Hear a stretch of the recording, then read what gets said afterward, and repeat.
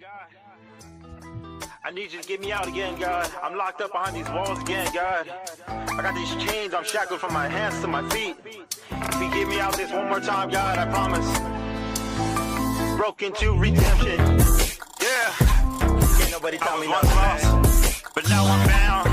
Broken to redemption, yeah. Gotta hold me down. Broken to redemption, yeah. I was losing all my family. Yo, welcome back to another episode of Broken to Redemption podcast. I got Mitchell coming in, going to share his testimony about how it was like, what happened, and what made him stay clean and sober. So let's go ahead and bring Mitchell in. Good morning.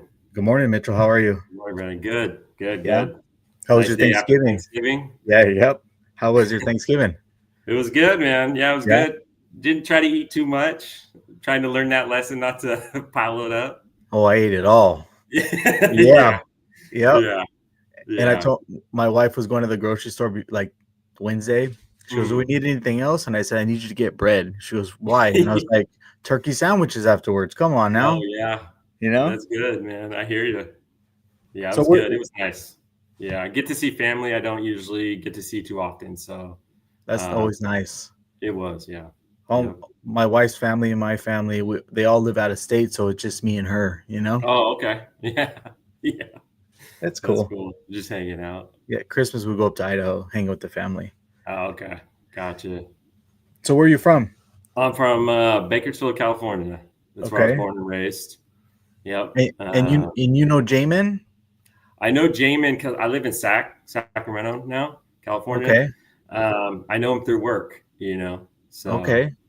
super nice guy. Don't talk to him too much, but yeah, this whole thing came about by telling my testimony to somebody on the job site, one of the coworkers, and he pushed it out to Jamin, and then Jamin called me, and here we are. Okay, nice. Yeah, the Lord, man. The Lord works in mysterious ways. Yeah. So you want to give us how long you been clean? How long you been? It's been like 2.5 years. Okay. Yeah. Yep. So praise the Lord too. Praise the Lord. Yeah. Yeah, man. Yep. Yeah, that life it's a struggle, man. Definitely. Yeah. But like we were talking about before, yeah. in the moment it seems perfectly fine, right? Yeah. And like we're okay with it. Like even like I don't know your full story, like we're gonna get into that, but it's like for me, it was juvenile centers, county jails, prisons, right? Yeah. And I thought it was normal. Yeah. Right? I idolized these people and I wanted to be just like them, and I never knew that that's not the way life's supposed to be. Yeah. I hear you. It's and I so used to true, get- right? I used to get so mad when the times that I would be actually out for like Yeah. a month, and I'd see all these people that have all these nice cars, a nice house, and I was like, Right. screw them, right? Yeah. And that's how it was. I didn't know how bad it was until it Yeah. was bad. Yeah. No, I definitely hear you. Yeah, it's you know, for me, I knew it was wrong and I hated it. You know, it was just at first, of course, it's great, right? And then you start to realize it didn't take me much to realize how I was really caught in it, and I couldn't get out of it. You know, I just knew I couldn't. Like, I was like, I try, and you know, it's just like I can't do it, man. And yeah, I'll get in my testimony later on, but God pulled me out of it for sure, 100%. It's all Amen. glory. So yeah. But yeah, it's tough. You can't see, you know, I even thought at a point that I thought that everybody was using drugs like I was. And I'm like, how are they not? You know, Right. Yeah. it sounds crazy, but it's truly, that's how I thought for a while. I was like, well, they must be doing the same thing I'm doing. What about those people that have like careers, have houses, have everything that we've always wanted, right? And Yeah. they use hardcore on the weekends, and it's like, Right. how do you do that? I think I don't know how they do that, to be honest. Me neither. Because I'm like when we're on drugs, it's go time, right? Like this is what I'm about. Like it consumes you.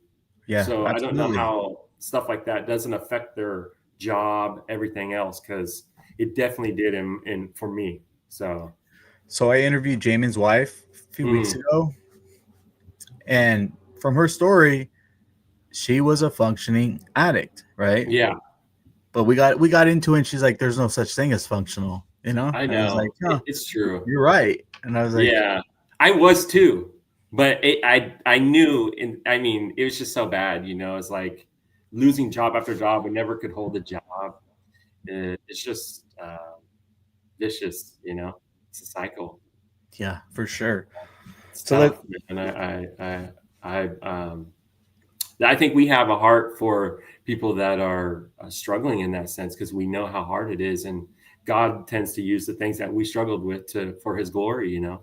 Yep.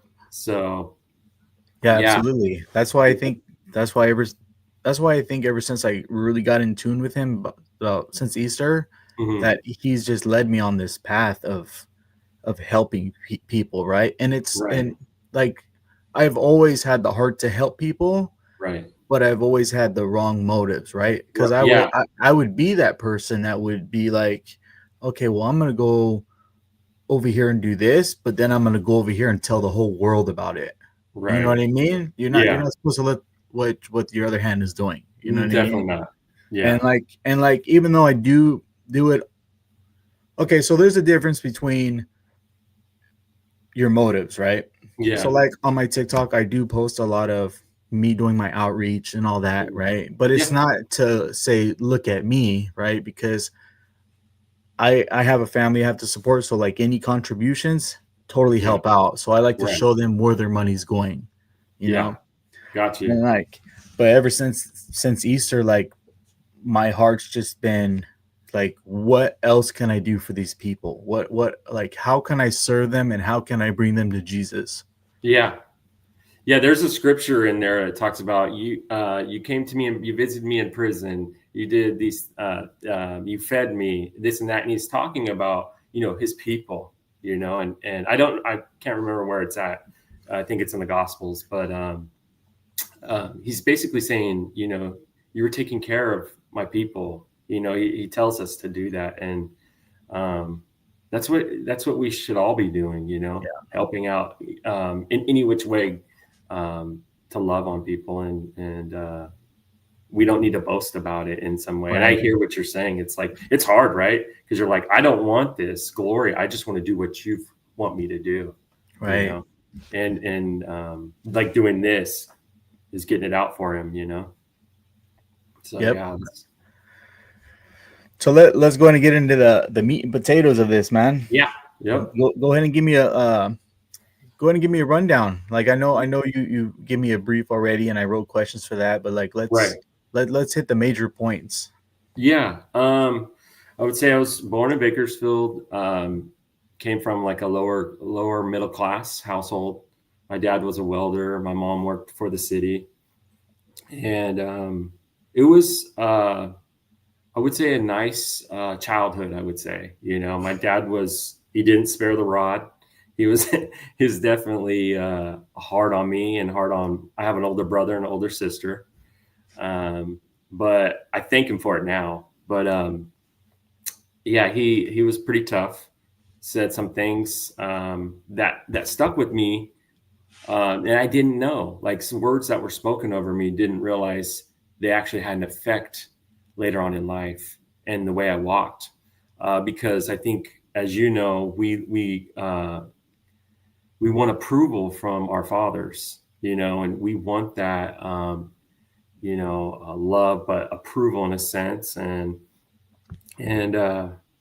yeah, so I would say it started out good. I know I struggled a lot of times with being like shy, not speaking. I didn't want any attention to myself. Um, and I used to have like night terrors, when I was younger, and that affected me for a long time. And so anyway, growing up, just I would say somewhat of a normal household. I would do traveling soccer. Skateboarding was a thing that I really loved doing, so I do that on the side. And yeah, that was basically it until I remember the enemy really attacking me. We were driving home from like Thanksgiving or it was Christmas, I can't remember. And my parents were speaking on death and they were just talking about, something simple, right? Now I know, but it affected me I mean, serious, because I wouldn't speak to people really, or I wouldn't let my feelings out on some things that I was really young. And I remember thinking, this is it. Like we end up dying. Right. And I think we all come to that understanding. But I remember just, the fear just took a hold of me on that. And it started projecting me to, see think about things that are like, heavenly things or things that are not like a child thinking more so. And I remember I never would share it with anybody until I got a little older and I started asking my friends and they didn't want to talk about it. And I wanted to talk about it so bad. And I wanted clarity on it. But going to my childhood, that was like one of the things that really hurt. And I had to work through. And then around like 10, I want to say at like 8, I got saved at a church camp. And it's funny because I was speaking, I guess I was with my cousin and he was kind of like, hey, you should get saved, blah, blah, blah. And I was like, all I see is like a point of view from like, I would say it's like the back stadium of where we were at wearing bleachers. And I see myself walking up. That's how I see myself when I got saved. And it's not that I saw myself walking, like I'm in my body. And that's about when I got saved. And then after that, quickly after that, I think I came across some magazines my brother had, and I got into, and I don't know if I can speak on that, but yeah, go ahead. Yeah. Okay. All right. Got into looking at porn and this is YouTube, bro. The YouTube don't care what you post. I respect you, bro. I don't know what. Yeah. No. It's all. I can bring it all out, bro. I got you. Yeah. So I really started getting into that heavily, and that just it did consume me. Like that was a big thing. And then around 10, I want to say 10, 11, my parents got divorced, and for me, I didn't know about it. So, and I ended up going with my mom out of actually down to LA. And we ended up catching my dad, just me and her. And it weighed heavy on me. I was pissed. I didn't know. It surprised me. My mom didn't tell me anything. And so that just jacked me up. And I didn't know how to handle that. I didn't know like what was to come after that. And my parents ended up getting divorced, and it shattered me, to be honest. I have a very loving heart, and I just wanted my family to be together. And I still tell them like some days, like I'll be like, yeah, some days I just want you guys to be together, and I know it's not going to happen. Right. And then they're happy and they're doing their things. But that was hard on me. I really struggled with that. And I think I held it in and didn't really express it too much. And then it came where I started, like, I think at age 12, I was pressured by my brother to smoke. And my sister was there, and she was like more so telling me no, in a sense. She was in the living room. My brother wanted me to go outside with his friend, and he just like really pushed me on doing it. Well, at the time, my parents were split. So I'm like kind of looking up to my brother now, in a sense, and guidance. And I didn't want to do it. I really didn't. And I told him no a few times, and then I did. And then I really just got, and I knew about it. I knew about weed and smoking weed and all this stuff, but it's like I wanted to, but I didn't. You know what I mean? It truly was a wrestle, and it was peer pressure in a lot of ways.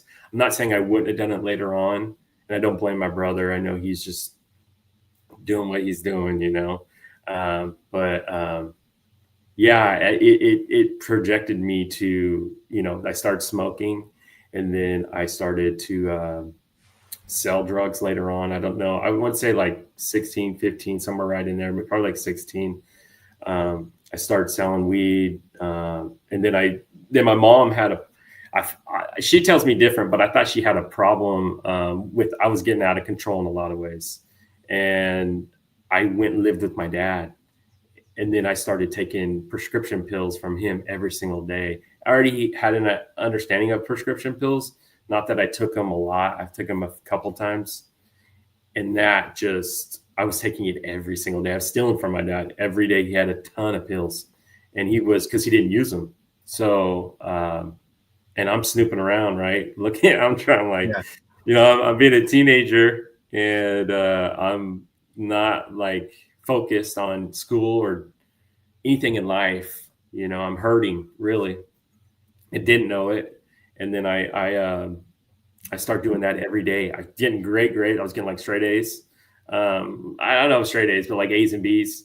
But I was getting good grades. That was good grades for me. That's better than me. I know. Before that, it wasn't like that. So it is like, but I had this routine, and I was building this habit, right? And it just, I remember one time while I was with him, and my stepmom, and the thing is with my dad, and when he cheated on my mom, I forgave him so quick, and I usually don't hold on to things like that. It's just not in me too, because I know how broken I could be, or whether God's blessed me in that way to forgive, I don't know. But I didn't hold on to it. I was the one that encountered it, and I was probably the first one to forgive my dad. And I truly felt like I did. I loved him. And so I was at their house, or my dad's house, and I moved in with him, right, and everything. And I'm taking prescriptions pills, and I wanted to go out, and he wouldn't let me. And so I started hotboxing the room. And and I remember him, and there's a reason why I'm telling this story is my dad was he was mean, he was hard on us. I would say really hard. Just hard. And anyways, I hotboxed it. Then my stepmom came in at the time, and she was like, are you going to do something about this, Michael? Blah, blah, blah. My dad's name's Michael. He's like, are you going to do something? What are you going to, I know my dad. My dad whooped me. So I'm like, well, whatever, right? And he comes, he's like, I'll deal with you in the morning. And I was like, oh, dang. Or he told her, like, I'm going to deal with him in the morning. And so it didn't sound that serious, huh? Yeah. Yeah. So, I mean, it's funny because my dad's like, you know what? I'm going to take him to juvie. I'm going to take him. All that said, I'm like, take me, please. Take me. And so he's getting ready to take me, right? And we're driving, and he couldn't do it. I don't know what, I don't know if he's like, what's he going to do, right? My kid's going crazy on me or something, He takes me back home, and this is a point in my life, and I'm so serious about this, is I saw my dad in a different way, because we got home and my dad brought the Bible to me. Now, I didn't say this earlier, but we were raised in the church. It was, I don't want to say it. We were raised in the church. I won't say that, but we didn't go all the time. We tried to, when earlier in my years, we did when I was younger, and then it just kind of slowly fell off. When we started doing sports and stuff like that, we would travel weekends, just, we didn't really make time for it so much, but I knew both my parents loved the Lord. They weren't drug addicts. They didn't drink. They were just, regular people trying to make it, And so anyways, he brings the Bible to me, and he sits down, and it jacked me up. I was like, who is this guy? I'm expecting to get hit. I'm expecting to have problems. I'm expecting to, stuff physical. And he brings the Bible to me, and I'm like, who is this guy? And I wept. It was the best thing he ever did. at that moment. Now, did it change my life in the way I moved? No, but it did change me in the way I saw my dad. And I thank him. I tell this all the time about how my dad had changed that. And I couldn't be so thankful that he brought the Bible to me, because I know that I've always loved the Lord, but it changed the look of my dad, not being so tough, and more love. And it did affect me later on. I always kept my Bible with me. It was something that, it's funny, like I'd have my Bible on my bedside or something, and I'd say, you can't put anything on that. You can't, what I mean? Like, it was really religious, but it was just, I just love the Lord. I always have. And so anyways, that happened. And then I started really getting into prescription pills. I started getting into OxyContin. I'm 37. So it was back when they first were like really popping, and something about them. But I got into that heavily. And then I started to I started moving to places, and then I started to get into doctor shopping. And if anybody doesn't know what doctor shopping is, it is just going doctor to doctor, shopping, looking for pills, finding your way in, and getting them and then selling them, or using them. In my case, I was doing both. And I started doing that I did that for 10 years. And it was hard, because I was engaged at a point in my life, and my fiance at that time, she accepted it in a sense, and I would still try to do it in private when I would do it, like use and all that. But it was so obvious, it was such a given. She was even, it was bad. And I was using everything basically to things that were uppers and things that were downers. And I just trying to get my hands on anything so I could have, and then I could sell too. And it was all pills, like uppers and downers, or was it just anything? So it really was like oxys. I was even fentanyl at that time. This was before fentanyl was even a thing.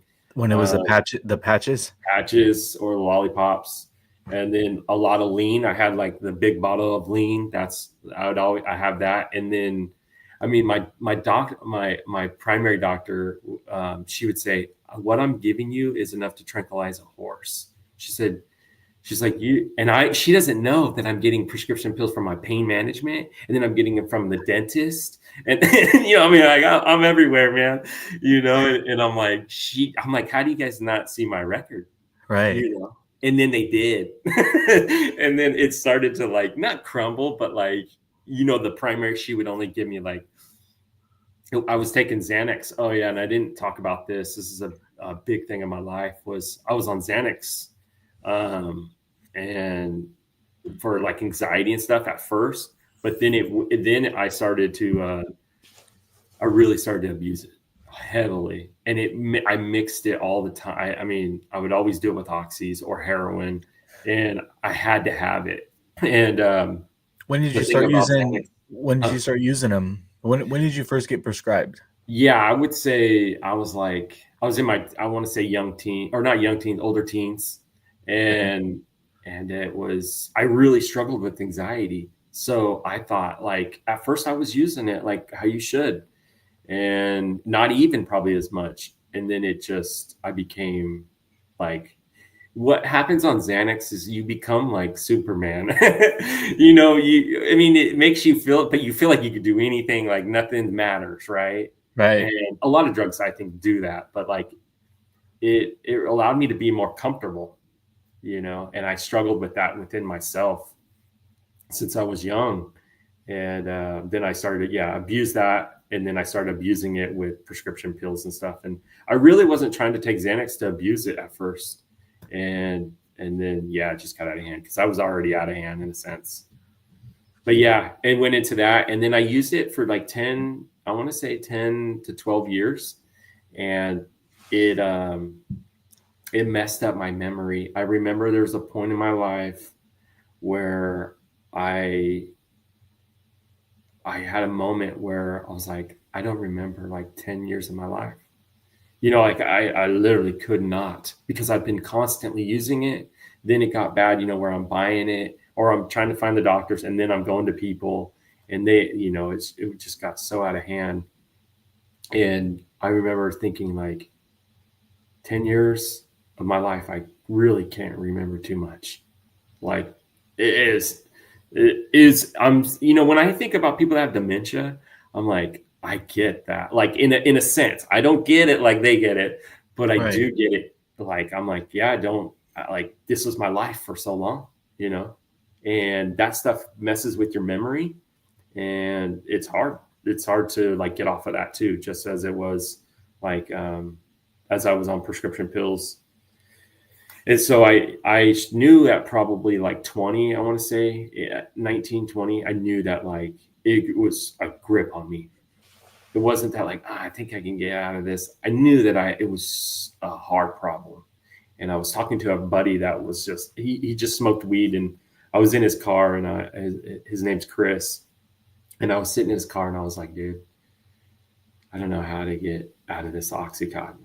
Like, I don't know, dude. And he doesn't know, you know, he's just smoking, and he's just a good friend. And I'm like, I'm just pouring out myself for a moment, right? It's just sounding like, I know this is gonna ruin my life. And I know this. And so it did for a long time. And then, you know, as things go on, you start wanting more. And I ended up really diving heavily into heroin. And heroin became, you know, my idol, my everything. And then I'd do that with Xanax. And then it was like, I went into a program called the Salvation Army. And I remember praying to God. I was like, Lord, just get me there, you know. I said, well, if I get there, get me through it. I think that's what it was. I'll get there, Lord, just help me get through it. And I prayed that, and I as soon as I got there, this is the first time I really like, I knew that I was encountering something different. Like, I didn't know, like, I knew God and Jesus and the Bible, but I knew the Holy Spirit, or the Spirit, was there, because when I got in there, I'm going into a place where, you know, there's like 50 men, and some are coming from jail, right? And I'm just coming straight. It's like, not that I couldn't handle it. I just didn't want to be around people, you know. I didn't want, and I have to kind of kick and figure out life with these guys right now, right? You know. And so, and Salvation Army, well, at least down here, there's no time to kick. Like, you get in there, you do the intake, and the next day you're working in their warehouse, or you're working for them somehow. Yeah. So you have to kick before. You have to get clean before. They won't let you in if you don't. Well, that's right. That is right. So I had to make that judgment, and I was homeless before that. I wasn't homeless for a long time. I was living in my car, and I realized, I was like, I need help. Like, and my drug. So it's funny, because my drug dealer, I was like, dude, I really think I might go to the Salvation Army. And he's like, it's fun. It's really funny, because we would drive around, and I would tell him like, hey, let's listen to some Christian music. That's how I was, but we were getting loaded, you know what I mean? And I was like, no, come on, turn on K-Love or whatever, right? And God had already been working on me. I didn't know it, like the cussing and stuff like that. Yeah. I thought I was going to be a rapper at a time. I thought, you know, I'm drug dealing. I'm going from Bakersfield all the way to the coast, bringing drugs. Like, you know, you get in that lifestyle where you're listening to that music and you think you're becoming that, when you don't have an identity. Right. And that became my identity, obviously, for a while. And then slowly, God started moving that music away. And then he started moving my tongue away from cussing. I became disgusted when I heard cuss words. And I still do, you know, today I don't like to hear it, but it started to transform me. I didn't know this, right? I couldn't see this at the time. I know it now. And so, yeah, so I get in there, and there's peace when I'm in the program, and I never felt this peace before. And I remember my mom. I said, Mom, you know, like, I usually tell my mom like my problems, like what's going on, right? And I told her, because at the time I really wasn't with anybody, and I could trust my mom. She's helped me with when I was on mushrooms and I'm tripping and then I'm like, I don't know what's going on. I think I'm dying right now. I was like, oh, like, what's going on? And so she's always been there for me, and she's always not, I feel like she's never judged me on what I was going through, a very loving mom. And I can't thank her enough. But when I went in there, I asked her, I said, when I went in, did you feel some type of way? And she's like, I felt peace, like true peace.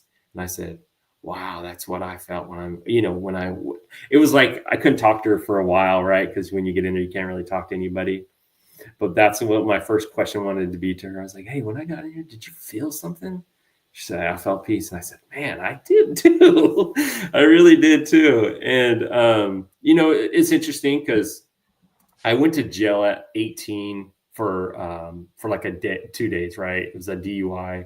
I had like an ounce of weed on me, and then my best friend had pills on him, and he threw the pills all in my car. And I had scales. I had like 3 scales on me. I had bongs, pipes. I had everything, right? And he wanted to leave, and I sat there, and I was like, the officer said, do you want to talk to me? And I said, yes, I'll talk to you. And he said, okay, well, that was enough. I just want to know if you would talk to me. And he let me go from the pills, the scales, all that. And he said, I'm only going to charge you because I threw my weed out the window. He said, I'm only going to charge you what you threw out the window. And I threw out it was obvious. I threw like an ounce out, but it was like a gram shy. I just sold an ounce. I just sold like a gram or 2. And so it helped me not to get a felony. But my friend, it hurt me because my friend threw me under the bus, right? And he wanted me to get caught with those pills. So that he was like my best friend. And I say this because he went to jail. I encountered the Lord, right, not too long ago, like 2.5 years ago. And I'll get to that. But he went to jail, and in this, I don't know, maybe 1.5 years ago, he was coming out, and I said, hey, I'm going to get you a place in Salvation Army. I'm going to get you all set up. He was still using fentanyl and everything. And I said, I'm going to try to help you out, bro. I can help you get a job up here. And as soon as he gets out, he goes and uses, and he passes away. Oh. And we know how it is if you can't go back to that same way you're thinking when you've been clean for a long time, man. It's with the heroin or anything like that. And so he passed away. And so I'm in the program, and I can't remember why I was telling that story. But I'm in the program, and it was hard. Like, I'm learning how to do life again at like 30 and try to not do it again, but try to figure it out, right? At 30. And I'm having problems in there, but I was always trying to be focused on the Lord. I knew he could get me through things. Like, I knew he would help me and guide me. And then I became like their chef in there. So I had like the best schedule, and I get out of there. I get out of the program, and I go, and I was looking for any job that I could get, a dishwashing job, right? I just wanted to get back on the ground. And my mom mentioned something to me about my family member had a job up in Sac. And this is how I come into the job that I'm doing now. Okay. And so I move up to Northern California, and I get this job that I'm working for right now, but I'm picking up samples and stuff. And it was a blessing. It's like the best job. My bosses are all cool. Never had any problems. And I'm sober, right? Like, I'm sober. Everything's good. I was dating a girl out there, and then so for my job, I do like inspections or QC, QA type of deal, which like I do it on levees right now, and do inspect the soil or the concrete, and we do testing on it to make sure it's approved or it passes and everything. Anyways, I'm picking up samples and I'm like wanting to get into that. I'm not doing that yet, but I want to get into it. And I'm just picking up the samples. I'm just a runner, and I have to go take a test. And so this is my downfall from that. the enemy had such a tight hold on me where I was like, I can't take this test. I'm dumb. And I can't, like, I'm not going to pass this test. It sounds weird. And it sounds like, but I'd believing this lie that my dad had said to me a long time ago from my childhood. It was like, you're dumb. And I used to tell my friends' moms that. And so anyways, I'm going to the test and I'm like, the only way I'm going to pass this test if I smoke meth. And I'm like, it doesn't make any sense, right? Like, I'm so serious, bro. And it's crazy to think that, right? There was a point when I was using prescription pills, I was praying to have cancer so I could have more pills. What? Yeah. Unbelievable, right? Well, it's also at the same time, like, look, some people use drugs to get confidence, right? To make them feel a different type of way. So I can see how somebody that's in addiction can feel that way, right? Like, oh, if I smoke a little bit of meth, I'm going to pass a test, right? Yeah. Like, I think it's very common because the drugs make us to me, it sounds crazy now. No, I really think, well, because if you think about it, right? Like, some dudes, some chicks will get drugs, start using drugs and sell drugs, right? Why? Yeah. To get their confidence up so they can hook up with people, right? For sure. I would say that it works. It works all the same ways. Like, right. Like, I need this so I can do this. Like, it gives me the confidence to complete the task. Yeah. Yeah. And you're probably right. That's really what I think but I believed, I think, the lie too from a long time ago. And I think that's always followed me. Right. And, it was a stronghold on me, I believe. And so anyways, I wanted the confidence. I agree with you too. I think that's something I definitely needed, or at least I thought. And so I go and I failed the test, but the problem was it led me into starting to go back to using. And so you did get meth to take the test? Yeah, I did. Oh, yeah. Because I get it. The streets, you go get it. Like, we go outside, go get it. Yeah. People are wondering, like, how do you get it? Like, I'm like, dude, it's 2 + 2, right? It must have not. It probably wasn't good dope, bro. You didn't pass the test. Yeah. So it led me into doing heroin again and going into it. It just led me back into that, and I was still working. And how long did you have clean before you picked up that meth? Oh, man, it's a good question. I want to say like a year and something. Okay. Yeah. And it was just, and it's crazy how, like, in AA programs, NA programs, they say the obsession will be lifted, right? Yeah. Well, like, look, you went a whole year without it, right? And then all of a sudden it came right out of the boom. Yeah. You know what I mean? So, yeah.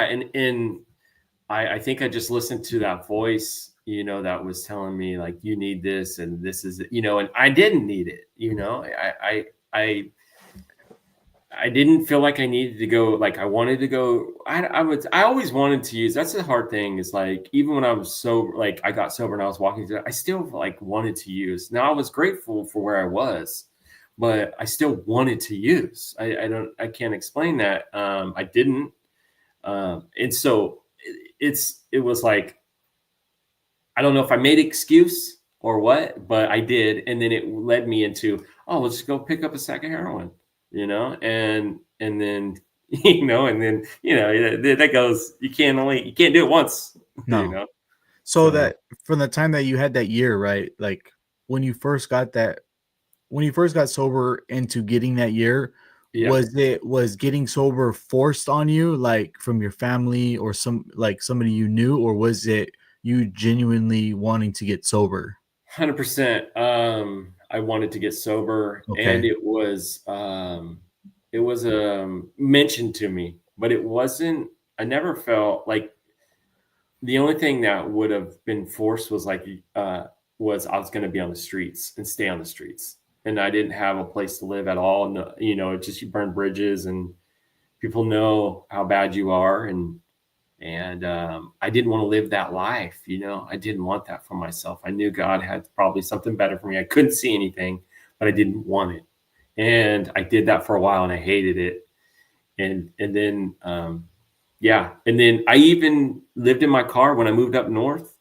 I even told my boss I'm homeless right now. Like, I was like, cause I was waiting on them to give me the job. And I was telling them, hey, when can I start working? Then I didn't realize it was hard to get a place. I was like, I don't have no credit, like nothing. And that was hard trying to figure that out.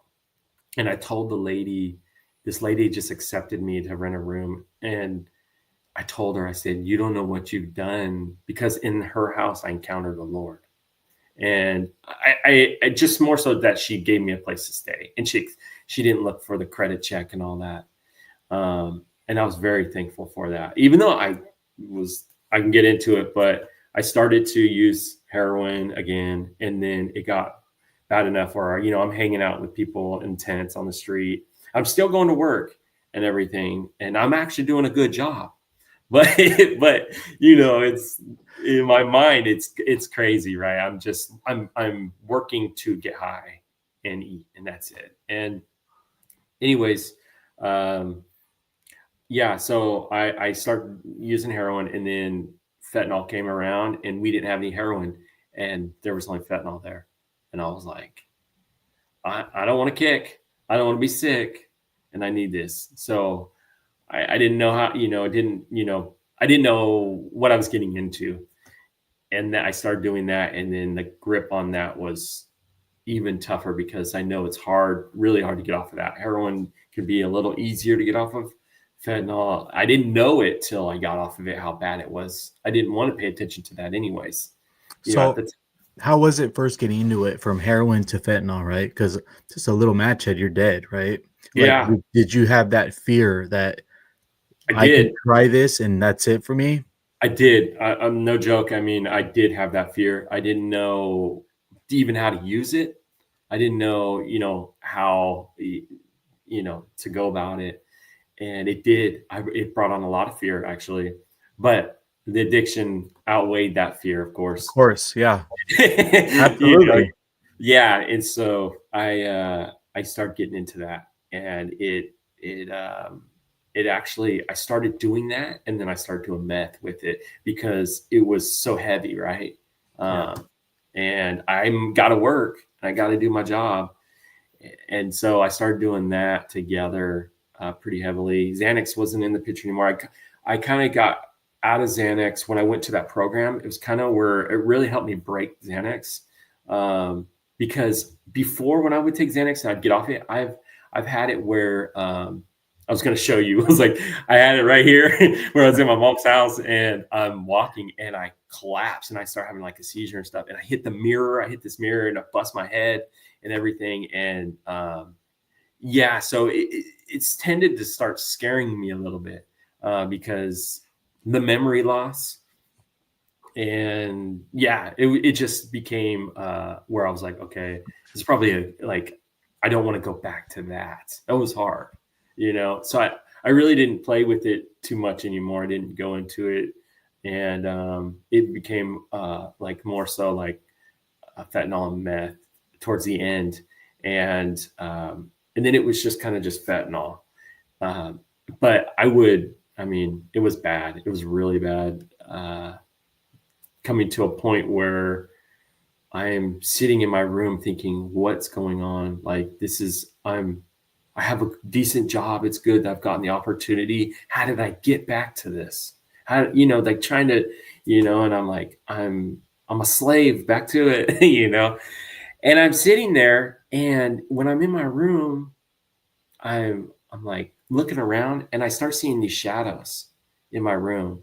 And I really thought, I don't usually trip out on it, like nothing like that. And I'm like, what is this? And I seen one by my door, and I seen one by my closet door. My room's not that big. And my ex at the time, I don't know if she was my girlfriend or the ex at the time, but she came in, and she came to the house. I just got done like doing drugs and stuff. And she comes into my room and I didn't want her in there. She comes in and she's like, who are these? And she's never done drugs in her life. She's not a drinker. Like, she's a teacher, she was straight, straight. And I never would date people that were using drugs because I knew it would be horrible. And I knew it would get crazy real quick. And then you have to share your drugs with them. Yeah. And I didn't want to share my drugs. That's true. Yeah, I definitely did not want to do that. Right. But yeah, she told me she sees these shadow figures, and I'm like, so I am seeing what I'm seeing, and it tripped me out. Didn't think too much, I'm still using drugs, whatever, right? But it affected me, like knowing that she could see, and like she's seeing in the spirit, right? Like that's the only way I could say it, because I'm like, how would she see it? Like it'd be different, like for somebody that doesn't hear, like, oh well, he's high, right?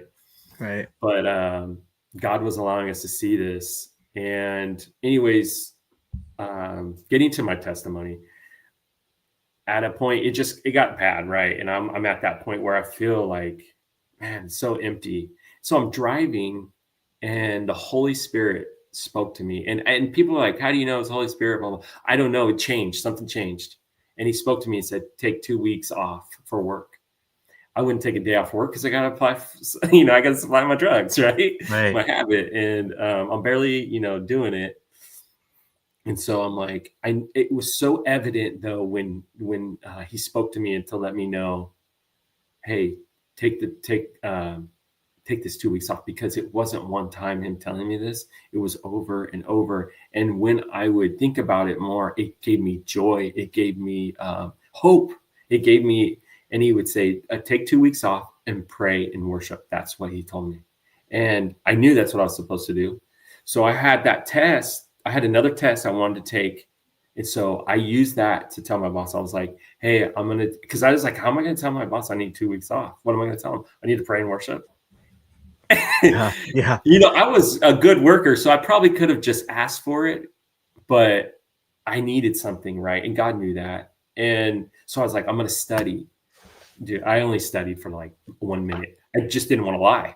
It's like, I did study, but truly, honestly, I didn't. And so anyways, I for that 2 weeks, I lost my car. I lost the work truck that I was in, and I'm just at home, and I don't like the place that I'm living in at that house. I didn't like it because, well, for one, I'm doing drugs in there, but there was a lot of, I felt like demonic stuff. And I know people are like, how do you know this? There's when there's you feel it. You feel it. You feel it. Exactly. And so it was probably Saturday I stopped using, and then came and part of the reason why I stopped using was my ex was getting ready to take new medication. She has MS, and she was getting ready to take new medication. And I was like, I'm going to go through the pain with her when she takes the new medication. That was the way I was seeing it. And I wasn't with her or anything, but I knew she was. We'd still talk here and there. And I was like, you know what? I'm going to do that. And so Saturday I stopped. And then come Wednesday, I'm praying and worshiping through this time. And come Wednesday, I'm washing a dish, and the Lord spoke to me audibly, and he said, go to your room and be done with it. Now, people, this is a hard thing to talk about, right? Because some people don't believe God still moves today and does things and speaks. And I want to tell these people, like, he does. He changed my life. And at this moment, things changed for me. And so when he spoke, I want people to know this too, is that when he spoke, it was like a father. It was love and power. And when he spoke, it was in me, and I didn't need to think who it was. I knew who this was instantly when he spoke. I don't know how to explain that either, but it was audible. It was like me talking to you, Brandon, but loud, like something happened in it. So were you already praying for change, or did this feel like it came out of nowhere? I wasn't praying for change. I wasn't. Okay. I was praying and worshiping. I don't know. I couldn't tell you what I was praying. Let me tell you that. Yeah. I always wanted change, right? I didn't want the addiction lifestyle. I didn't want this. I knew that I knew that I didn't want it. I hated it. I hated what I was doing. You know, because you come to a point where you realize you're such a slave to this, and it's so bad. But yeah, I hated it. I don't know what I was praying. Couldn't tell you. You know, I was listening to worship music, and I would just be praying to him.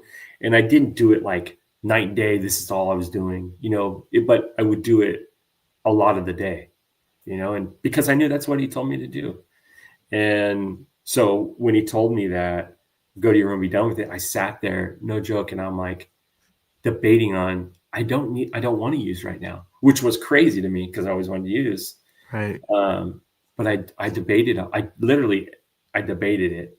And I was like, all right. So I went to my room and I sat there in like, it was like, you know, when like everything disappears and you're just like, it's like you're all somewhere else almost. But I mean, I know I'm in my room, but it's like quiet.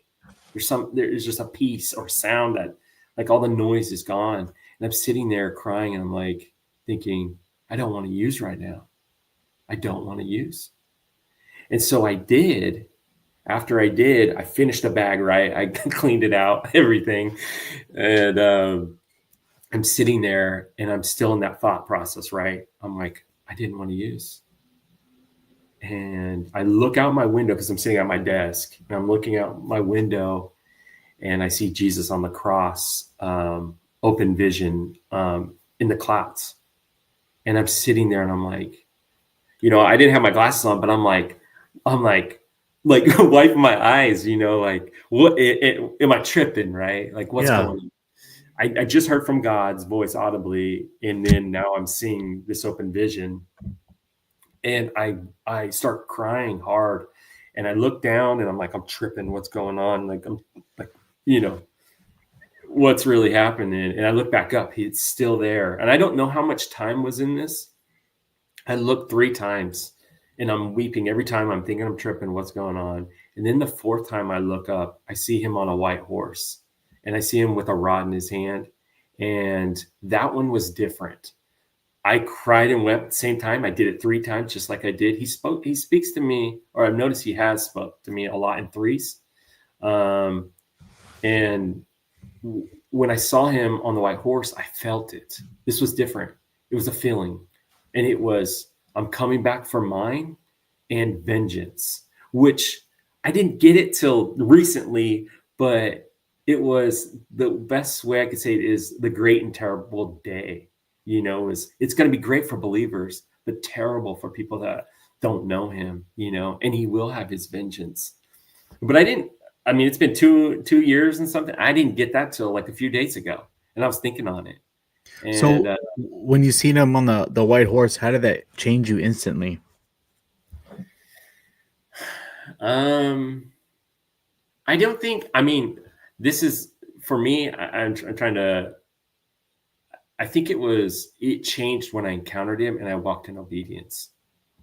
So doing what he told me to do, I think over that time, you know, at that moment, what changed was, I can tell you actually what did change. Now you're making me think. After I saw that and did it 3 times, I went straight to my knees and said, I give you everything. And as soon as I did that, I know it may be weird, but he told me Modesto, Modesto, Modesto, so clear. And he told me it in 3s. And I'm like, what's Modesto? What's in Modesto, California? You know, and I got baptized there. But because I didn't know, I was like, well, maybe he wants me to get baptized there. And so I did at this church. But I don't live too far from Modesto, you know, in Sacramento. It's like an hour and something.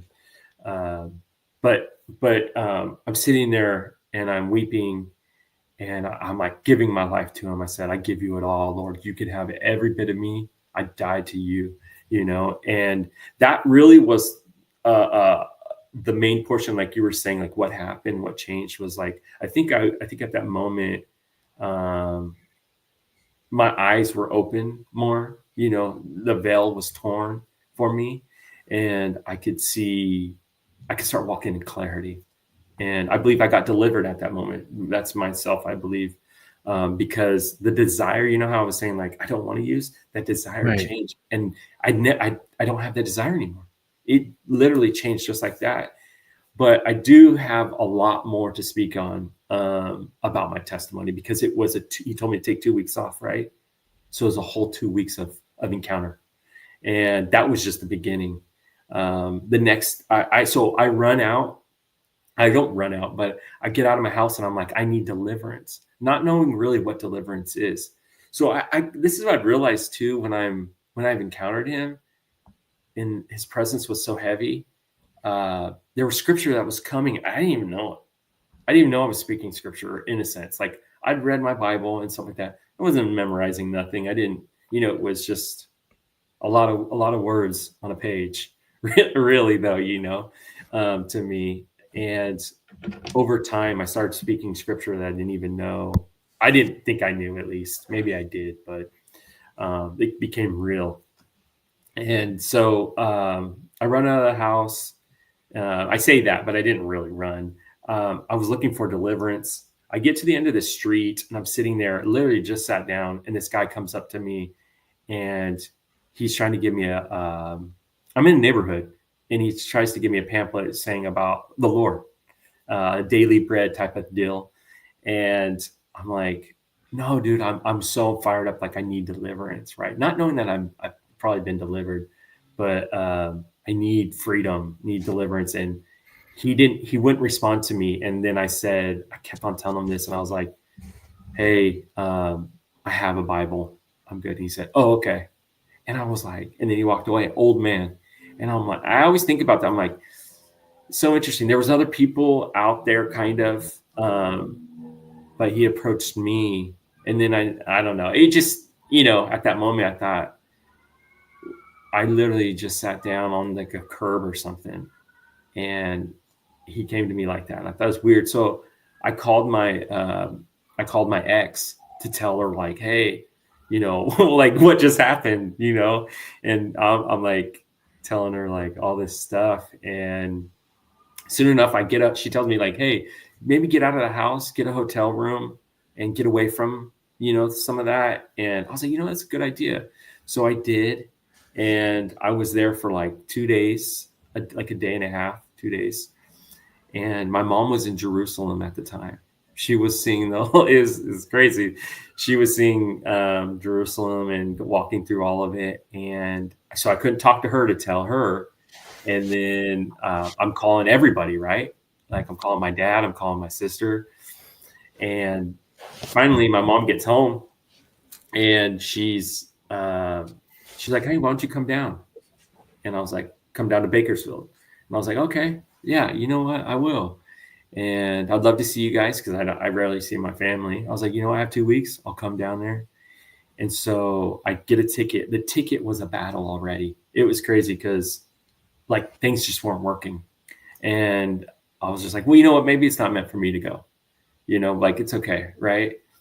And mind you, I still got to, like, God didn't just say, you're going to not kick from fentanyl. You're still going to kick. And so I had to still deal with that. But I get the ticket. We ended up happening. I get on a bus to go from, it's a bus and then it's a train ride. And so I get on the bus, and the lady that sits next to me, it's crazy. God did this multiple times, but the lady that sat next to me is, my uncle's a pastor. It's his, it's another pastor. It's his mom. Yeah. So they pastor together at the same church, and it's his mom. I didn't know that, but I wanted to tell her my testimony. I'm on fire. I'm burning. You know what I mean? I'm like, let me tell you about this. She's like, oh yeah, he's done so much. And then I said, where are you going? She's like, I'm going to Bakersfield. And we start talking, and we come to find out that my uncle and his son, her son, is they're preachers at this church, at my uncle's church. And so it was, God obviously put that there in a sense. Yeah. You know what I mean? Like, I don't know how to explain that. For sure. It could be anybody, right? So I'm on the way down, and we're talking, and then we go transition to the train. And the reason why I'm telling you this is because there's a powerful testimony in it itself on the train. And I'm sitting on the train and I'm looking at my Bible on my phone, and I'm like, this is what came across my mind was, you didn't tell your mom that you were using fentanyl. She know that I'd used heroin and stuff like that. But I was like, man, I should be honest with my mom. I should tell her what I was using. And I didn't really have anybody to cling on to because I was alone. When you get your addiction, you start to you get alone. And then obviously I couldn't so my mom was somebody I could really know I could trust and tell her. And so I told her, and I remember when I told her, I went to the dining area and told her, and then I walked away. As soon as I walked away, that glory, that power, I felt like I want to tell everybody, shame came on. And I've never felt this weight. I've never felt it. I've been in a lot of weird places. I've had guns in my head, all this stuff. I've been in home invasions, and I never felt this weight where, the world, the best way I can say is the world's on my shoulders. But it was like the Lord left me. That's the best way I can say it too, was and I'm sitting there, I sit down at the, at my seat, and there's so many, the train is packed full of people, and I'm sitting there and I'm like, Lord, where are you? I said that. And I was like, why do I feel like this? I just did something that you wanted me to do. It was like I was communicating. It's crazy. I was seriously saying this to him. I was like, where are you? And then as soon as I said that, I watched this glittery gold come all the way down. And it's a trip, but I watched it come all the way down slowly to my feet. And it was like, I can't explain the feeling because the feeling was perfect. It was so perfect. It was like I was complete. It was, I can't, it was so, all that stuff that I felt just went away. And, I'm sitting there and I'm tripping, right? Cause I'm like, did not anybody see what I just saw? Right. And I'm like, I don't know what to do. I don't know how to handle this. And I've never seen stuff like this. I don't know. Right. But, I'm sitting there and I'm just thinking about it. And over time I was sitting there and I was just talking to the Lord, and he's like, get up and go to the bathroom.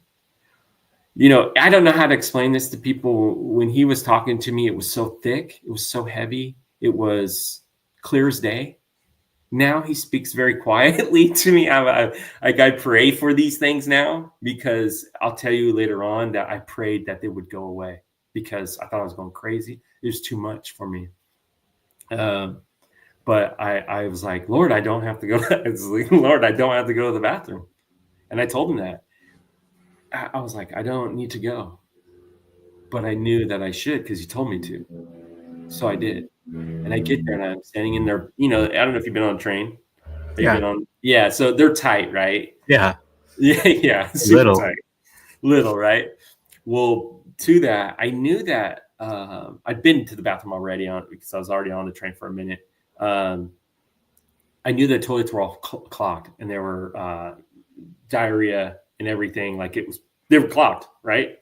And so I'm standing there looking at the mirror, and I said, I don't have to. Why am I here? I don't have to go to the bathroom, Lord. This is how I'm talking. And he said, stick your hand in the toilet. And I'm like, the whole problem with all this was, in my mind, I was like, how could I ever tell somebody this? And I told him this at that moment. I said, Lord, what just happened in there? While I was sitting there on the train, I told my mom, I said, how do you expect me to tell somebody this? They're going to think I'm crazy. And that ran through my mind. And then, of course, what would go through anybody's mind? Why would I stick my hand in that toilet? So I'm asking logical questions, at this time. And I'm not speaking out loud. I'm speaking like I'm just speaking to him in my mind.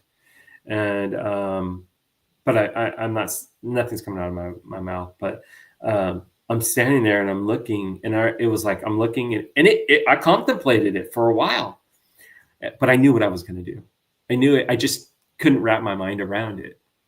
And so I looking at it and I'm like, well, and I stick my hand right in there. And as I pulled it out, I realized, oh, I could just go wash my hands. That was what came to my mind. I just go wash them. It's not that I haven't touched anything dirty before in my life, but he brought that peace on that where it's like, I can just go wash my hands.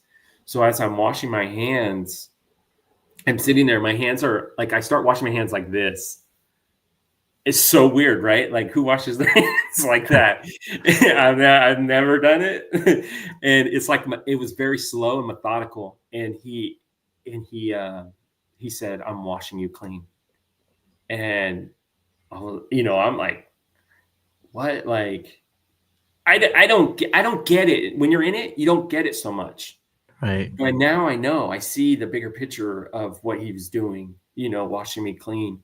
And it's amazing, and then right after that, he said, you should get baptized just like a father would. He's not trying to push nothing on you.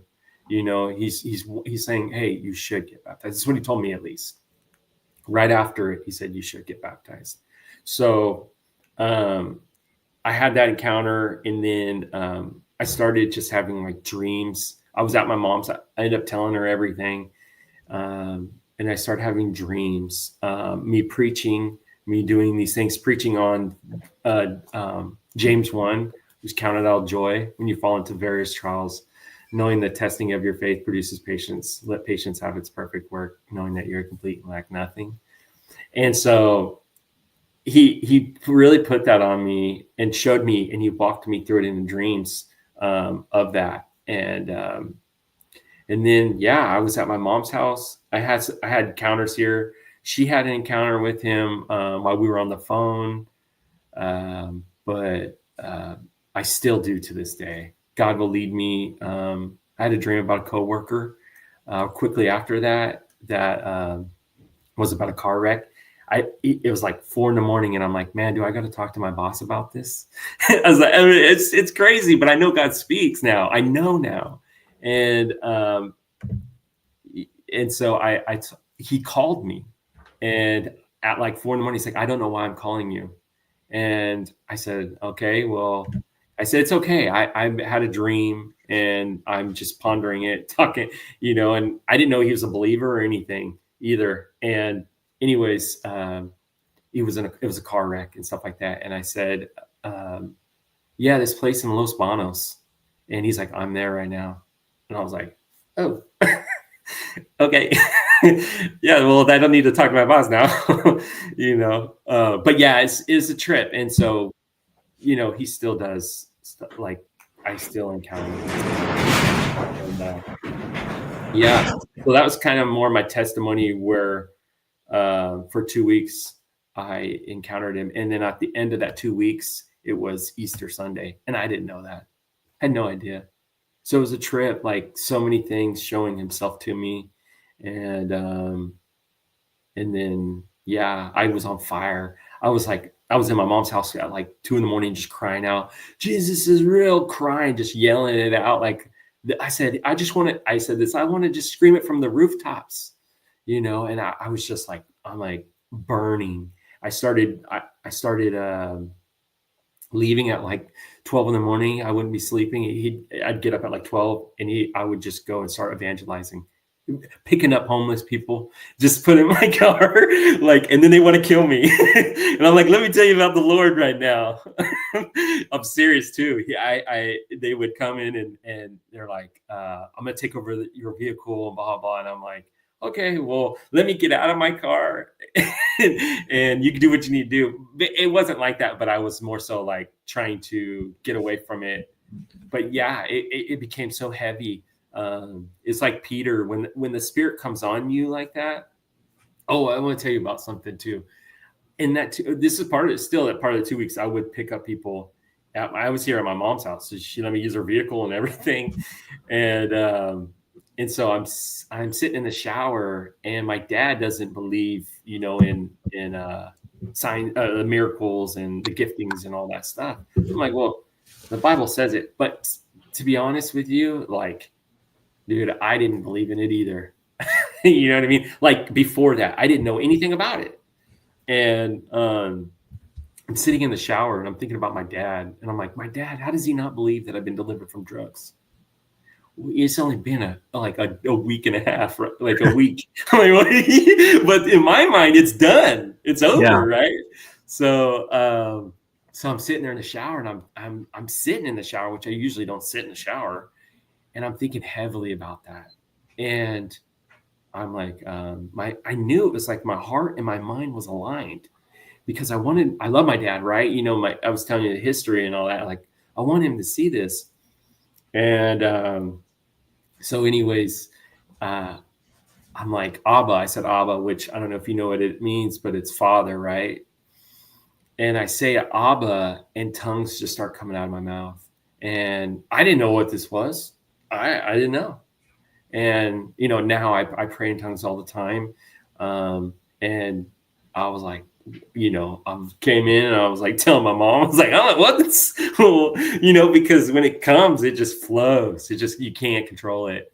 And yeah, so I told her, because, you know, she's here, she's going here, and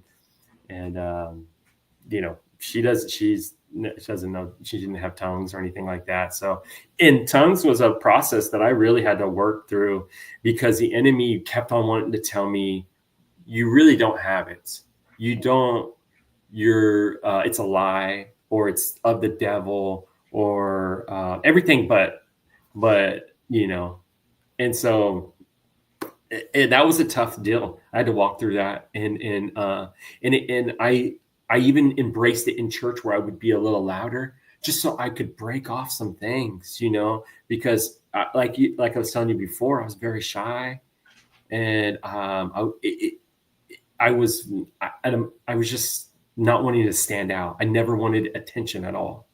So there was a point where I was in church. I always wanted to serve in church. I always wanted to raise my hands in church, but I could never do it, you know, because I was like, I'm filthy. I'm trash, you know, and so I could start doing these things. So I serve in my church now. I'm trying to join the healing rooms. And I evangelize, of course. I go tell people. That's how this came about, you know, was I just telling somebody my testimony. And I know the beautiful thing I think about with the testimony and with talking about the Lord is, even though the person may not want to hear it, I believe something is changing in the spirit, and you're trying to change something for good and for the glory of God. And so whether or not it doesn't work out, you're like, oh, this struggle, blah, blah. You're trying to do something, trying to help somebody, or trying to show them who Jesus is, right, in some way. And so, yeah, that's basically where I'm at now. I'm trying to figure out, like, doing this is a big deal to me, doing your podcast. It was another leap of just saying yes, obedience, right? Because I've seen the obedience, and when you're just like, I don't know how I'm going to do it, but I'm going to just do it, you know, and I trust God that He will get me through it. Amen. So, yeah, completely. Like, yeah, I told you before we went live that He's just been telling me to do things, and it's like, come on, Lord. Yeah. Really? You really want me to you really want me to drive a 12-hour round trip thing to San Jose? Right. All right, let's get in the car and let's go. You know? Yeah, for sure. And it's tough, like, because it was hard, because I really encountered the presence of the Lord heavily. And so it's, you know, I've had to still deal with stuff. I know it was part of your questions was like, how's your walk now? And it's like, it's tough, guys. Like, I mean, it really is a hard walk. Like, people could say it's easy and stuff like that, but there's stuff that still needs to be broken off, right? There's stuff that I still have to walk through, like the sexual stuff that I was talking about earlier. I have to walk through that. It's not like the drugs is, you know, it's fine. And the enemy still tries to come at me in some way of like, oh, that life's better, or, you know, this and that. You know, he's the enemy of lies. He's the father of lies, I think is what the word says. And it's true. It's like, do you want to believe that? Or do you want to believe what the truth is? Right. You know, and the thing about it is how he comes in is he just starts to twist something that sounds good. He twists it just a little bit, you know. And so it's hard, you know, it's hard sometimes where you're like, I need to capture this thought right now, right? And get rid of it and move away from it, because it will, if I let it sit, it will lead to stuff, you know. And I'm single. I don't have, you know, kids or anybody. So it's hard. It can be hard for me sometimes. And it's a blessing too, right? Like I don't have to worry about anybody right now, or, you know, I have more time for the Lord. Right. You know, so I would say, but yeah. Have you ever heard of the evangelist Mike Fiore? No. No, look him up on Instagram. He's my pastor at my church, right? Buddy of mine, and he speaks like great. You know what I mean? Like, yeah. When I go, because I was going to this other church by my house, and the way that they preach over there, it's like, I really can't understand it. But this guy, Mike Fiore, he used to use drugs. Yeah. Right. And the Lord took it away from him and uses him now for evangelism. Yeah. To help people in recovery. Right. And he's just like, he's great.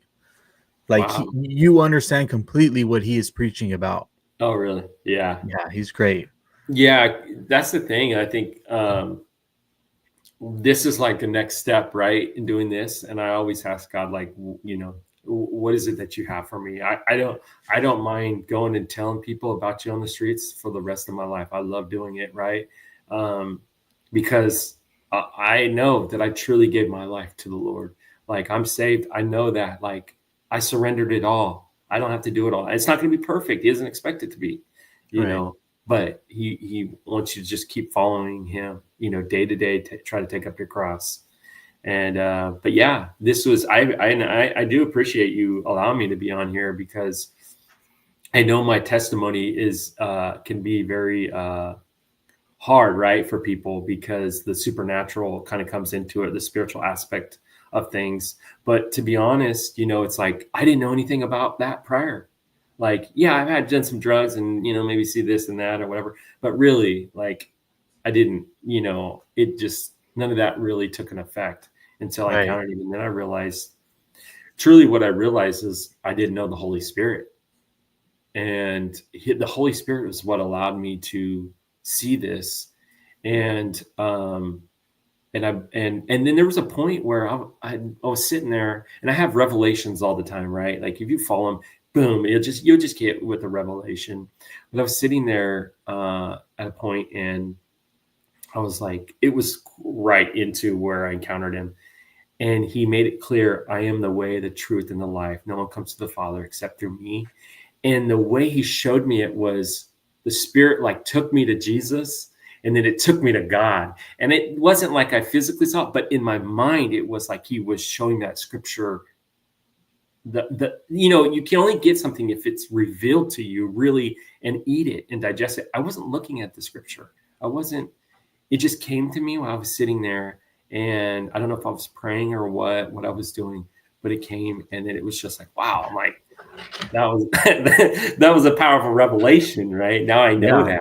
And so, but yeah, I just, I thank you for, you know, allowing me to share it. I want people to know that he's, you know, he's moving. He's moving right now, man. He's doing things, you know, of course. I mean, it's hard, right? Because it's like, you think, man, well, how I see it, it's like, man, it's so obvious seeing the enemy move and seeing, like, the demonic and the stuff that's happening. But I don't think I would have seen it before. No. You know? And so it's hard. Like, I'm like, man, people are being tortured. People don't realize they're being tortured, and they're in bondage, and they're suffering, and they don't need to, you know? But yeah. So what would you say to somebody that's connected to God, right? Connected to Jesus, but they're waiting for these things to be shown to them, like all the things Right. you experience, right? Like he talks to you and all that, right? Yeah. Because I know for me personally, I'm always like, Lord, talk to me, right? Yeah. Show me. I Like, still do it to this day. Yeah. Yeah. I would say to your question, I would say, are you spending time with the Father in the quiet place? Truly, this is what I always tell everybody when I evangelize. I say, I go to church and I pray that you can find a church to get connected to. But really what I tell everybody is go pray to him. Ask him to reveal it to him. But I said, don't go pray in a religious type of way. Go pray like he's your friend and you don't know what to do. You don't know, you want an answer and your friend's going to give you that answer. Go act like he's not far away. He's right there. But that's what I tell people. I said, and I'll tell them that it's like, I just go start talking with him, give him, you want to go run and go see or I don't know, whatever you're going to do, have fun. I said, give him 2 minutes before you go do that. And then go have fun. Or before you go to bed, right? Go spend 5 minutes with him. Can you spend 5 minutes just being with him? And a lot of times, so I've been through prophetic classes and stuff like that now, because now I'm like, oh, I know. Part of how I got into, now I'm actually doing inspections. It was as a prophecy that I've been praying for 8 months. A prophecy through the prophetic class got answered by my vice president of the company the next day. And the devil tried to stop it before it.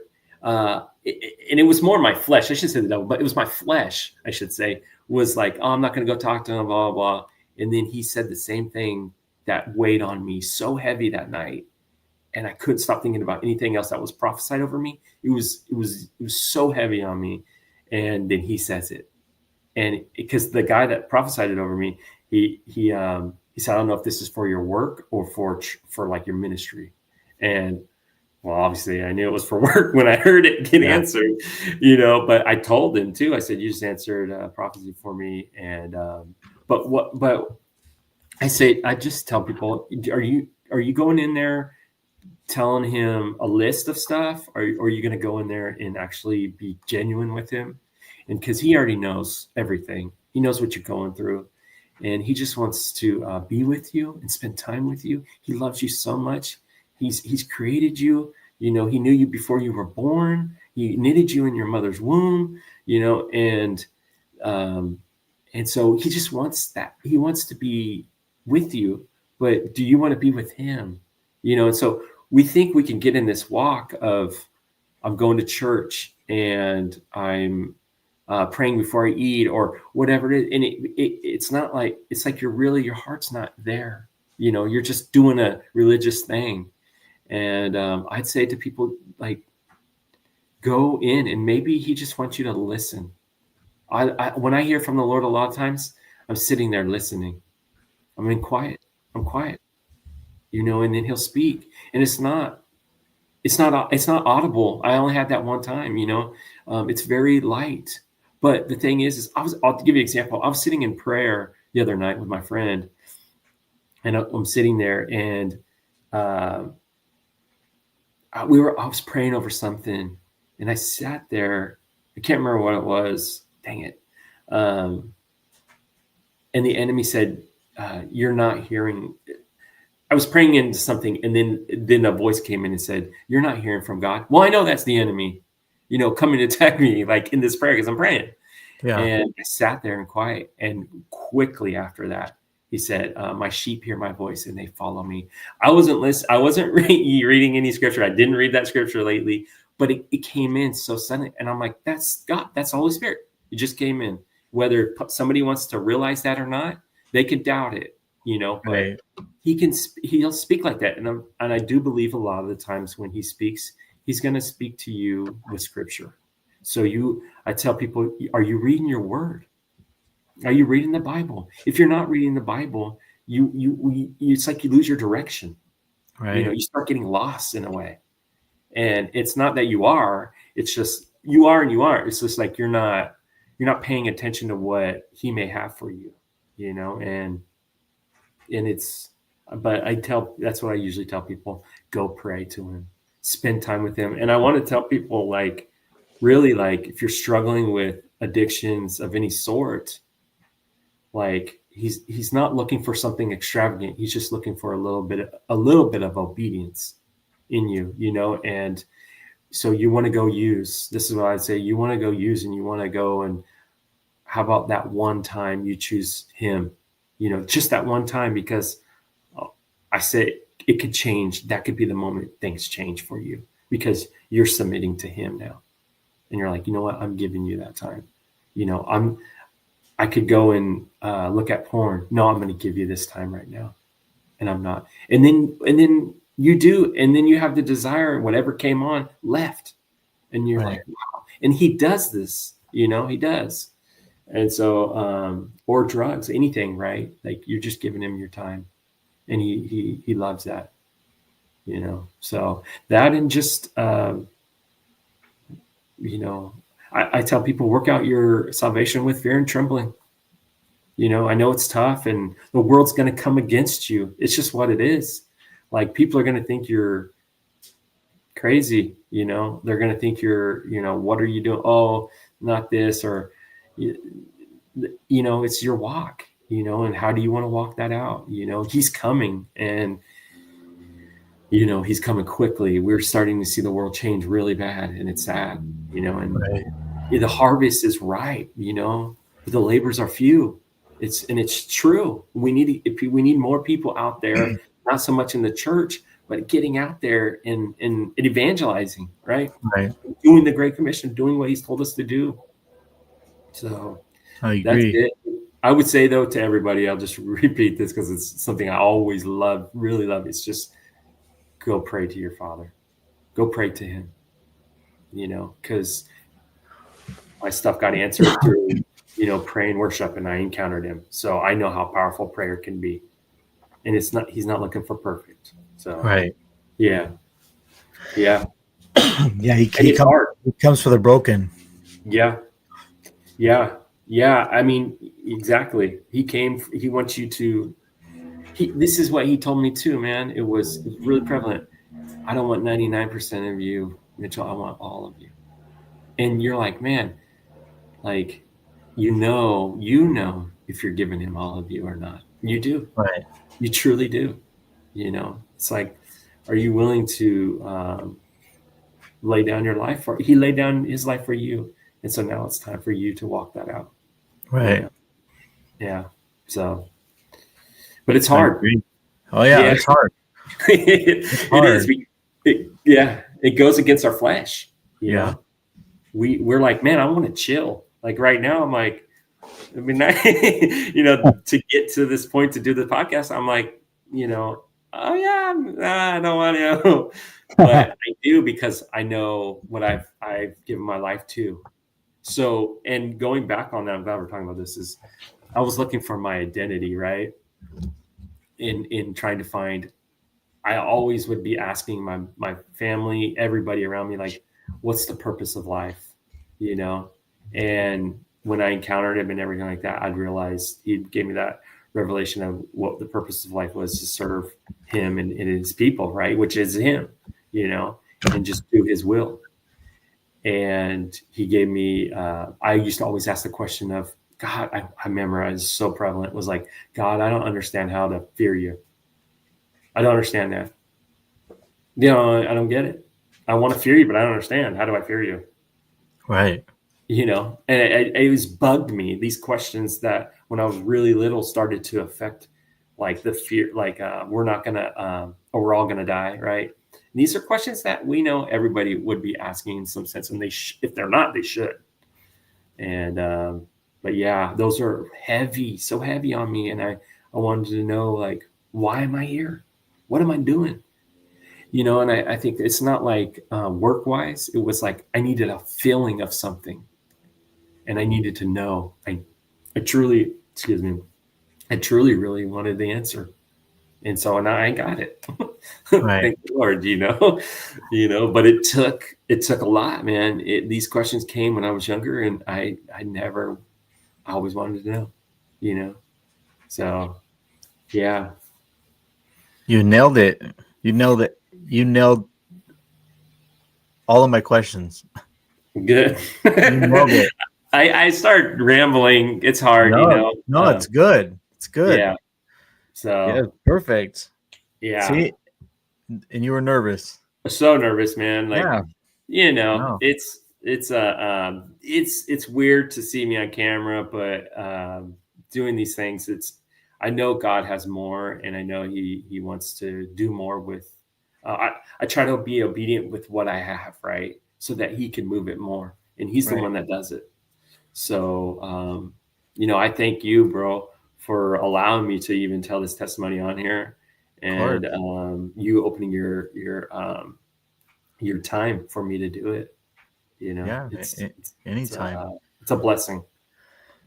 Thank you so much. Do you have any Yeah. questions for me?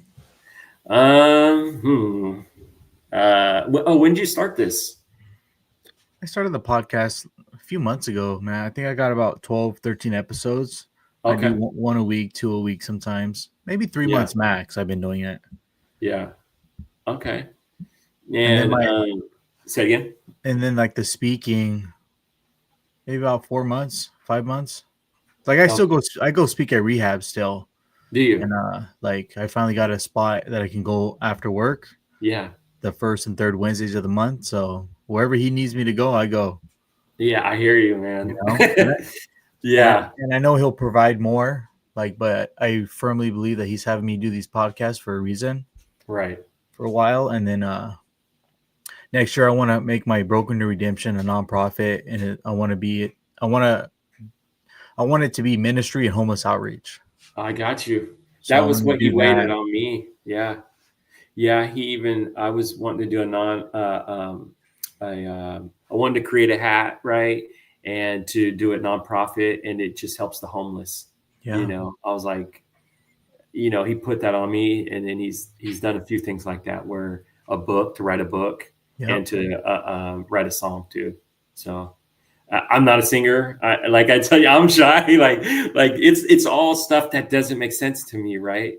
Like it's not me doing it, and that's how God gets the glory. Is he wants to do something to show you it's Him, not you, right? So, but yeah, I haven't done anything on it. It's something though that I do want to write a book for sure. Yeah. So, and then I would love to. I want to start doing mission work, like outreach and all that stuff. Yeah. Yeah. And traveling, whatever. I told him, I tell him all the time too, bro, like, dude, if you don't want me doing this job and you got me in a position where I can do full-time ministry, I'm all yours, Lord. Like, I'll do it. I don't know how it would work. I don't care. Like, you provided through all the crap that I went through. I have a good job and I want to do this, but I'm like, I want to do what you want me to do, Yeah. So I'd share my testimony with people at work, because I'm in construction and stuff like that. So it's like, I constantly am sharing it with them, and trying to help people get connected. And so that's what I do when I serve at church. I get people connected to the church. And so I think it's the evangelist that he, like really puts on me, and for the broken, right? Yeah. So I get it. And yeah, so they do. It's really cool, because my church, I know you said, I think I saw something on you that was saying you're going to do stuff with more prison network or like people that have been locked up. So my next season, starting in January, is stories of people that have been to prison and became redeemed, families that have people in prison, and I even have 2 people that are in prison right now that are going to be on the show. Oh, wow. Yeah. So like I have like a prison advocate going to be on. Right. And like just switch it up, you know what I mean? Like give the audience different things. Like these are all great stories that are the ones that I recorded. Yours is terrific. And but it's like I want there to be a wide variety on my podcast, right? Yeah. And I was thinking maybe at season 3 will be maybe traffic survivors, you know what I mean? Trafficking survivors. Yeah. Like, I don't know how many I could find that'll be willing to share about their stories like that. But it's like, I want the world to hear everybody's struggles, right? Because a Right. lot of people will think like, oh, my struggle is really bad, right? And I'm no one to say that their struggle isn't bad, right? But it's like there's always somebody out there who's had it worse, who Oh yeah. still has it worse, right? And Yeah.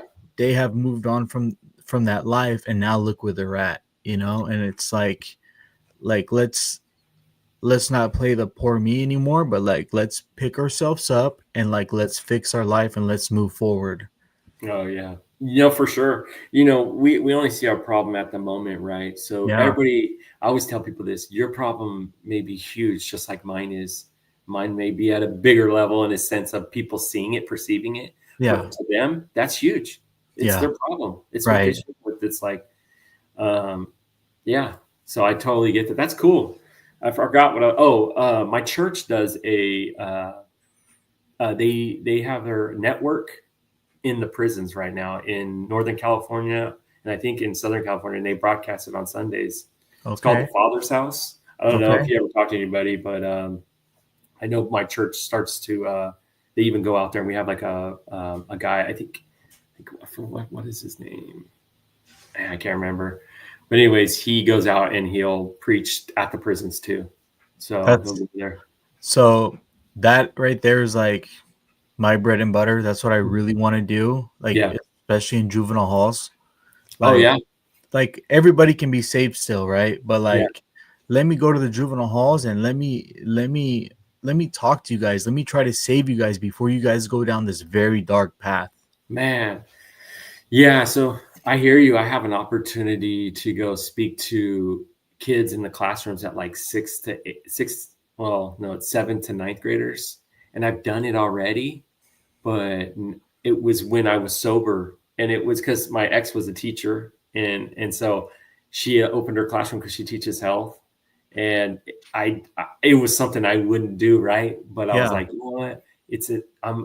I'm gonna just do it, and because I want to help the kids, you know. And so I have that opportunity now, and it's kind of hard because they ask these questions of like, how'd you get over it? All this. I'm like, I didn't do it. It's the Lord. You know what I mean? Like the Lord is truly, it's a process though. And I've been praying on him allowing me to do that because I would still love to help the kids out in any which way so they don't go down that road. But I Right. can't mention God or Jesus in it. So it's hard. That's hard because that's my testimony. Right. And but I know God can make a way to let that happen some way. You know, who was I talking? I was talking to that guy, Mike Fiore, the other night, Okay. and he goes to rehabs, right? And in rehabs, they wanted to push the 12 steps. Okay. And Yeah, I understand it, right? I do too. So he was saying that he goes around that. He doesn't necessarily mention Jesus, right? Yeah, But the way that he speaks, you know he's talking about Jesus. I know. You Yeah, know? yeah. So Yeah, like, I do. Yeah. and like I have somebody out here that's trying to get me into, I believe they're 7th and 8th graders to go Okay. Yeah. speak to them. Yep. And it's like, even if you're on the right path, like if you're on the right path in life, like, well, I could have been a pro baseball player, Yeah. right? When I grew up, I was a badass on the field. I played every position. I was just one hell of a ball player, right? Right. I threw it all away because of the life I chose. And it was in a blink of an eye that I did that. Right. Yeah. And like, I'm not too sure if they had the DARE program anymore or anything like that, but it's like, and some, like I try to go speak to a baseball team, and like the owner or the director of the program was like, well, I want these guys to talk about baseball, right? Like he has speakers come. Yeah. And I was like, okay, I get that. And like I didn't say nothing else. And but it's like, what if those kids don't get to play baseball when they're older, right? What if they go down this different route? But if me coming there and speaking it to them can show them that that is not the great route to take, right? Like Yeah. you shouldn't be concerned with, oh, I only want baseball speakers to come. Like, no, you need to, like, if you want your kids to succeed and you truly care about them, like Yeah. let somebody that's had that life that could have been a pro baseball player come in and tell these kids that all it takes is one bad decision in your life. That's it. That's it. One bad decision, and your life can go on this up and down roller coaster. Yeah, it's so serious, right? Yeah, it's so serious because that it's true. It just takes that little bit, and you're like the bad influence, right? Yep. Somebody next to you, and it takes literally it's one moment, that 1 second, and that all it takes is for one of your classmates to say, "Hey, you want to hit this joint?" Yeah, right.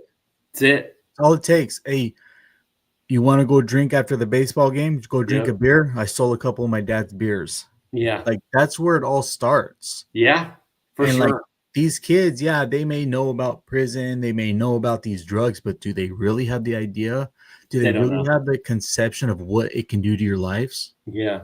Unless they have brothers and sisters that grew up in it, right? Yeah.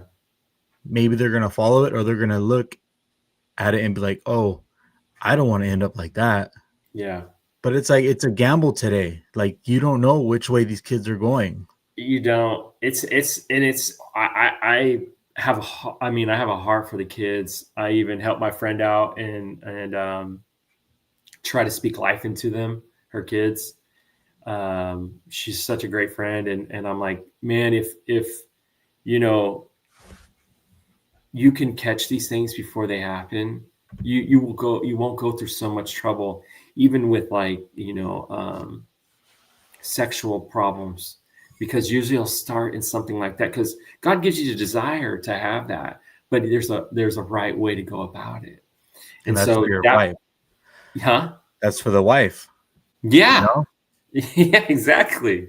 It's a covenant that you make with God and your wife, and you become one. But that sexual morality usually leads to a lot of those other things, and it's hard. Like, absolutely. The enemy's out there so thick right now with the children, and we see it with some LGBT and pushing all these things to where it's like God made man and woman, like that's what it is. Like you're trying to change it, and that's what they're trying to do, and so many other things, right? Like it's not like it used to be. And I'm sure people keep saying that, but it's not as I feel like it's just being thrown in their face so easily and so prevalent, right? And especially in the schools, I agree. So, I was talking to somebody not too long ago, and I said, and this is like maybe not even relatable, but how old are you? 37? 37, yeah. Okay, I'm 36. Yeah. The cartoons we grew up on ain't nothing like the cartoons they play today. Oh, no. Right? No. Yeah. Completely different. Totally different. Yeah. And it's like these kids think that certain things are okay at an early age because of the cartoons that they watch. Yeah. And it's like they put drinking, they put weed, you know what I mean? And all of these things. And it's like, those weren't around when I was young. We like Ninja Turtles, Recess, and yeah, come on. What I mean? Hey Arnold, it wasn't. Yeah, and the music, the music. It's become. I mean, the music is just showing you that how demonic it is. Yeah, like and what's feeding that, and that's the hard thing that I noticed. To it. Say it again. The kids look up to it. You go, these guys got a Lamborghini on their music video. They got big chains and they're showing all these $100 bills. I want to be like that. I get it too. I get it. Like I wanted it too. Yeah. He's tipping a big old glass of lean. Like, oh, that looks good. Yeah. Yeah.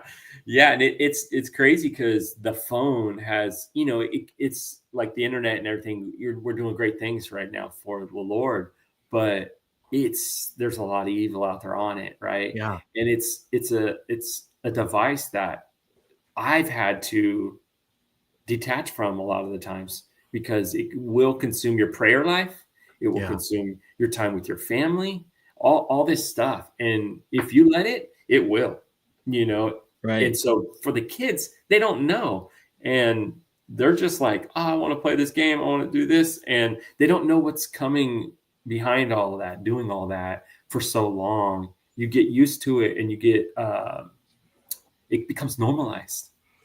And then also, I think at the same time, like this generation, their parents allow them to be on these devices so much, right? Yeah. Their tablets, because they don't want to be bugged, right? But it's like, don't you understand that this type of stuff that's out there on the internet, this type of stuff that all their friends at school are looking at and telling them to look at, they're looking at. Yeah. Like, why don't you look, like, stop having them be a screen babysitter. Like, stop using that tablet so they leave you alone. I know. It's hard for me. Yeah. Because, like, dude, there's 4-year-olds that are whizzes at tablets.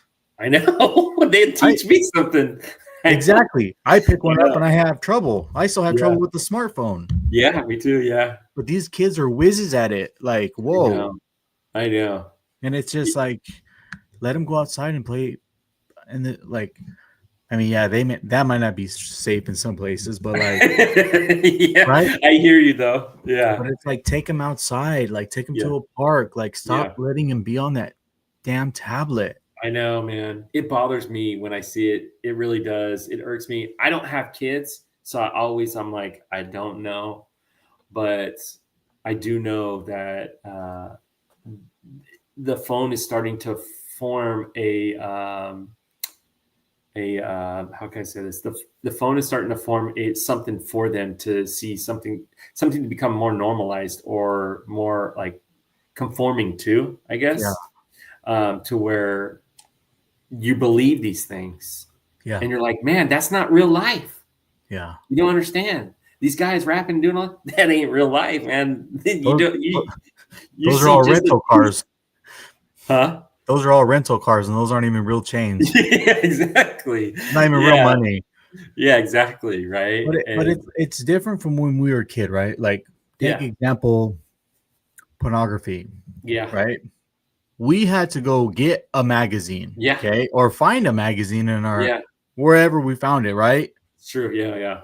They have it all at their fingertips. All they got to do is put it in the search bar. Yeah. And, right. And anything, not just pornography, like literally anything. Yeah. And the sad thing is it's being pushed to them too. Yeah. Like at that time, I felt like it wasn't being pushed, but now like certain things will come in, or like, I don't know if you've heard about the Roadblocks incident and all that stuff, that a bunch of pedophiles on that platform trying to prey on kids. Yeah. And it's like, yep. You know, they're trying to hide it. And I don't know what's true or not true, but it makes sense. Yeah. For people that are like that. And so what I'm saying is there's so much just coming at them in that way, especially sexual stuff. It's become normalized. Yeah. You know, and they don't realize it, but over time it starts to just get worse. And you go into your sin so deep, you know, and then it's like, how'd I get here? Right. You know, why am I doing this? Yeah, you're in the hole up to here. And yeah. Like, whoa. How do I get out of here? Oh, well, I've already dug myself this deep. Let me just stay a little bit longer. Yeah. But yeah. Digging. Right. I didn't. Yeah. I spoke on my testimony, but I'd say there's a lot of stuff I left out going through it. Was, you know, I was depressed for a whole year where I didn't leave the house. I wouldn't do anything. And it was just so thick, like wanting to, you know, even go to the route of I'm done. Right. And like taking these pills and just being done. And so I just have, it's hard, right? The kids have it. I feel a little different now. But I do believe God's doing something with that. Yeah. You know, so I'm like, once they know the truth, they're going to be burning, you know what I mean? They're going to be just out there getting it with that tablet or whatever, their phone. And not, don't get me wrong. Like, you have those kids that are always on their tablet, but you also have a lot of kids nowadays that are totally into Jesus. Oh, I know. Yeah. You know, true. And like, that's great. Like, especially after the whole Charlie Kirk thing, like how so many people came to God. Unbelievable, right? Unbelievable, right? Like, he knew what he was doing. Yeah. Like, he sad that Charlie Kirk lost his life, but you know what? There's always a plan that we can't see. He knows what the plan is.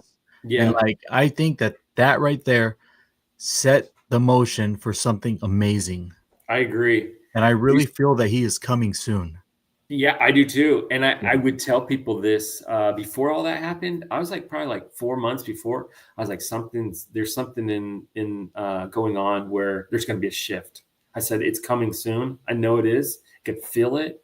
If you can't, I don't know how you can't. And we're going to start seeing this. I do believe it's progressing into that way. And that was a start. That was like a catalyst of it moving in that direction. Now it's a big revival happening everywhere. Yeah.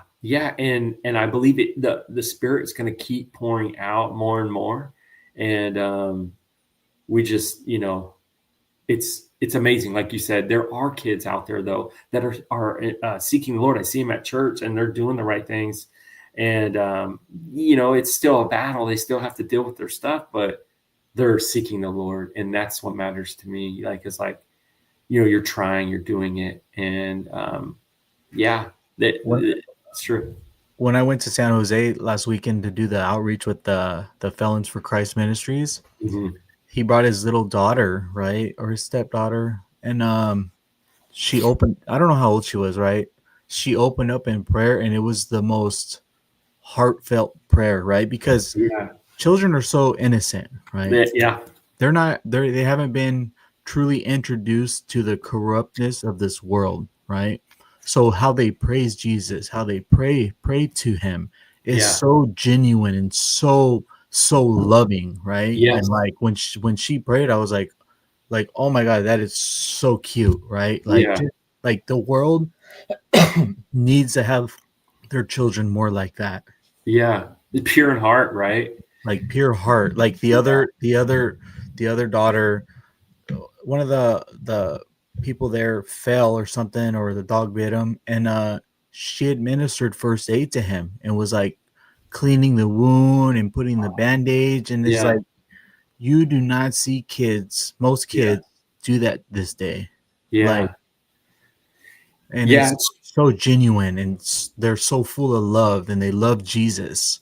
Yeah, it's true. And he wants you to raise your kids right, raise them up right. And that's I think a lot of fallout is the kids are raising their parents, right? And I mean that as in they're telling them what they want to do, right? It's like, and it's sad where like that is, but there are kids out there, there are parents out there doing the right thing, trying to get their kids in church. They know, they can see, they know what's going on in the world, and those kids are going to be, the next generation to what is to come. Yeah. And I do believe that the way the internet's going and the way there will be a massive revival in that sense of the internet, in that sense, like it will be used in a beautiful way. We see it, but I do believe these kids, at least within the kids, there's something there, right? Yeah. Where it's like, man, they don't realize the torture they're getting, and God's going to turn it around, So, and he is. We know he is. Absolutely. Yeah. So it's hard. It's hard to see kids, like we said, just to see them suffer in some sense, and know that, like, hey, we have an answer. We do. We truly do have the answer. Let us help you. Right. Let me help you. And Absolutely. Yeah, bro. Well, I appreciate you coming on, brother. Of course, man. Yeah. We'll keep in contact, and for sure. We'll probably do another one next year sometime. We get a progress. Cool. Yeah, man. Heck yeah. All right. That'd be cool, bro. Yeah. You have a great day, brother. You Enjoy too. that time with your family. I will. Okay. See you later. Later, bro. There you have it, guys. Mitchell and his powerful transformation of what Jesus Christ can do for you. If you're interested in being on the show, go ahead and email me at brokentoredemption@gmail.com, and I will schedule you guys on the show. If you guys are suffering or going through anything and you don't quite know where to turn, you guys can also email me at the same email, and I can try to assist you, give you resources, or just be that shoulder, the ear to listen and the shoulder to cry on. Until next time, guys, be safe and have a wonderful day.